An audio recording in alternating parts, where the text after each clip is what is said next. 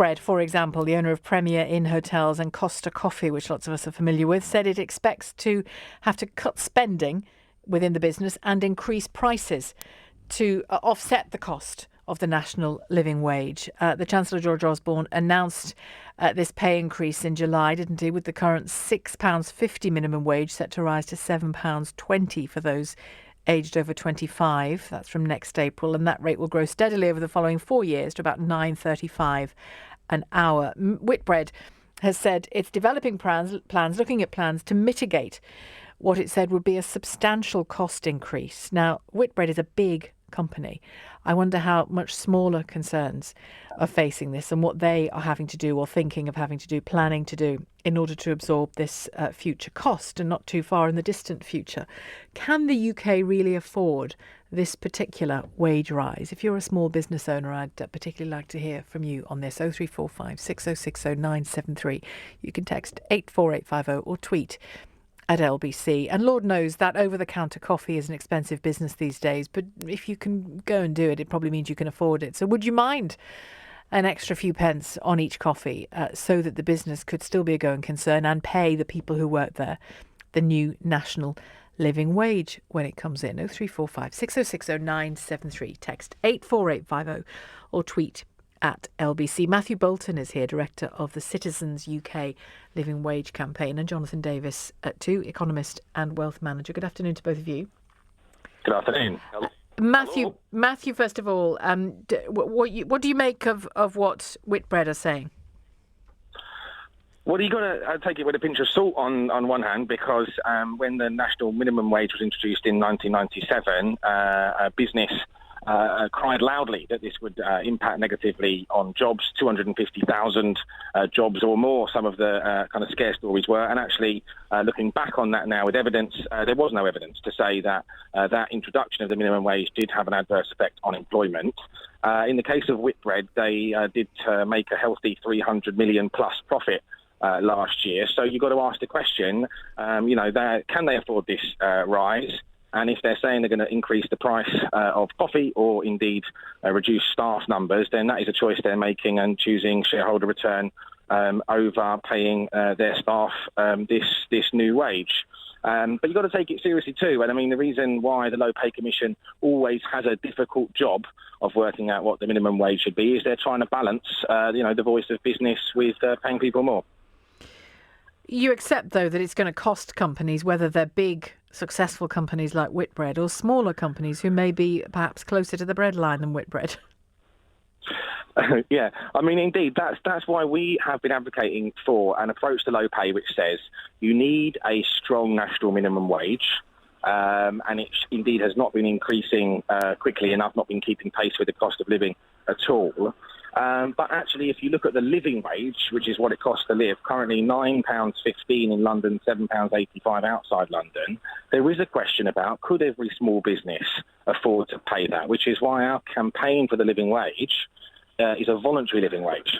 So the National Grid just went living wage, Oliver Bonus, the shop just went living wage. That's a choice they're making to say, look, we can afford to pay that higher wage. So you can't necessarily raise the minimum right up to how much it really costs to live. Jonathan Davis, how big a shockwave did that announcement send through companies, do you think, the business world? Oh, I think in big business it probably didn't send much of a shockwave. We're talking about it being phased in over a few years. I'm sure there will be small businesses, particularly in sectors where there has traditionally been low pay, such as, say, retailing and leisure. I suspect, yes, they will be concerned. I have to say, though, in general terms, it's very, it's cart before the horse. Yet again, it's socialist intervention by a conservative chancellor. Any government intervention to force employers to do something, in this case, to pay at least a certain amount of money, inevitably is detrimental to business. And although certainly the minimum wages legislation up till now apparently has not affected employment. We don't really know what would have happened if we hadn't had minimum wages. Maybe more people would have been employed. And maybe going forward, if the economy doesn't continue to grow as it has the last few years, and I as a macroeconomist, I'm pretty well suggesting that in general terms, then yes, this could be a kicker for many businesses. Matthew Bolton, do you think it's time that all of us were brought into the conversation? And by that I mean, if this national living wage is coming in, come what may, when we go to the likes of Costa, when we go to the supermarket, when we go to wherever we go to buy something or use a service and pay for it, we have to accept that somewhere down the line we're going to be paying for those people's wages. And I think it's really important that people recognise and are clear about the terms. So the national living wage that's been introduced by the government is effectively a kind of new legal minimum wage, really. It's not a living wage insofar as it is enough to live. And so when the 1,700 employers currently paying a living wage, including a quarter of the FTSE 100, they're paying £9.15 an hour in London. It's the rate backed by the mayor, and £7.85 outside. So absolutely, if you go into Costa or if you go into Starbucks or any pub establishment that you are doing business with, please do ask them if they're a living wage employer, not if they're just going to pay what the legal minimum is, but are they demonstrating in their values that they are able to pay the living wage, true living wage now. So absolutely, it's about consumer power. And if you believe in the living wage, going and asking that question. And Jonathan, an economy is all about money changing hands, really, isn't it? It's about the kind of direction of travel of money. Consumers just have to accept that they're part of this picture, don't they? That is the generally accepted view, that if the price of money is rising, in other words, if we've always got inflation, then we're just going to have to grin and bear it. I couldn't agree less. Apart from anything, we currently have the lowest inflation in over 50 years, and incidentally, that's with the Bank of England and the policymakers throwing everything they possibly can to create inflation. And in any case, this is what I mean by cart before the horse. If the cost of living were to fall, then that would be significantly more beneficial to the low earners than a very tiny, relatively, increase in their wage. The cost of living is huge, particularly in London that you're talking about. So we should actually seek deflation, not inflation. Is this damaging the employment market, Matthew Bolton?